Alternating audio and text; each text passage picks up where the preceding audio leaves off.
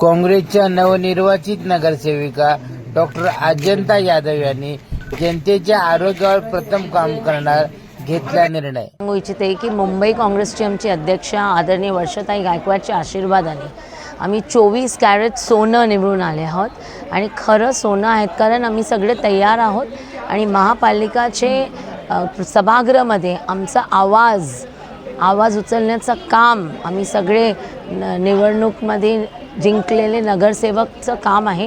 कारण आम्ही आमच्या विभागात बघितलं की गेले 4 वर्षापासून निवडणूकच झाली नव्हती आणि त्यामुळे जे फंडाचा दुरुपयोग झाला आहे ते दुरुपयोगसाठी आम्ही प्रशासनाला विचारू शकतो की ते फंड कुठे गेला. आज आपण बघितलं आमच्या विभागाची कंडिशन खूप खराब आहे. गलीगलीमध्ये कचरा आहे, गलीगलीमध्ये कॉन्ट्रॅक्टर्सला जे अपॉइंट केलेलं आहे ते टोटली भ्रष्ट आहेत, ते लोक काम करत नाही.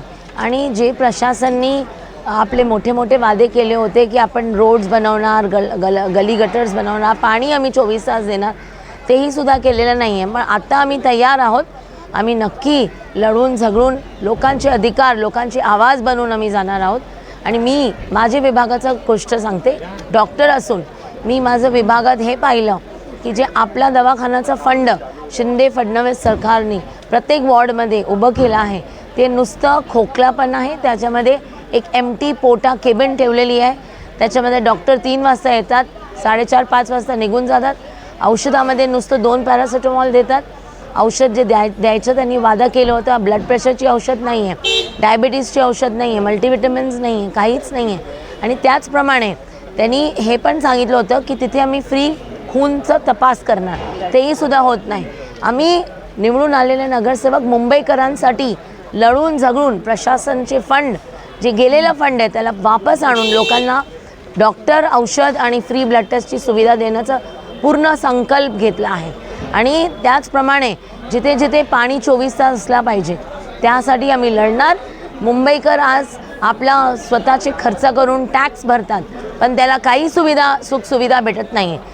त्या सुविधा भेटण्यासाठी आम्ही सगळे तयार आहोत असं माझं म्हणणं आहे.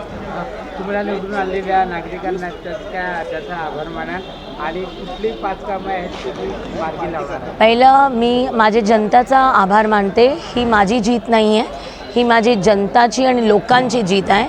ही लोकशाहीची जीत आहे, ही संविधानची जीत आहे.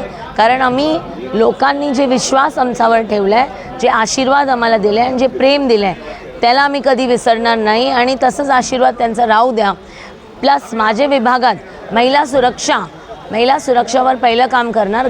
गलीगलीमध्ये जिथे माझी स्लम एरिया आहे 90%, गलीगलीमध्ये लाईट आणि कॅमेरा लावायचं काम सुरू करणार. त्याचप्रमाणे टॉयलेट्स, जे अपग्रेडेड टॉयलेट्सची सीट्स कमी आहे त्याला ग्राउंड+1 टॉयलेट्स बनवणार. साफसफाईवर लक्ष देणार.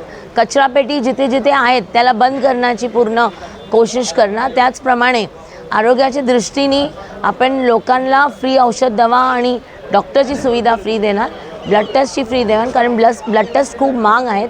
त्याचप्रमाणे माझ्या विभागात यंग कॅडरसाठी अभ्यासिका हे माझं प्रण राहील. आणि ज्युनियर कॉलेज फ्रॉम BMC, म्हणजे जे महापालिकेची स्कूल्स जे बंद पडलेले आहेत त्याला आपण लढून झगडून प्रशासनकडून मान्यता घेऊन त्याला ओपन करून त्याला CBSE पॅटर्न आणि ज्युनियर कॉलेज हे माझा संकल्प राहील. माझे यंग कॅडरसाठी जॉगिंग ट्रॅक आणि गार्डन जे स्लममध्ये उपलब्ध नाही आहे पण ते उपलब्ध करण्याची पूर्णपैकी कोशिश करणार. कामं एवढी आहेत की आता थांबायचं नाही.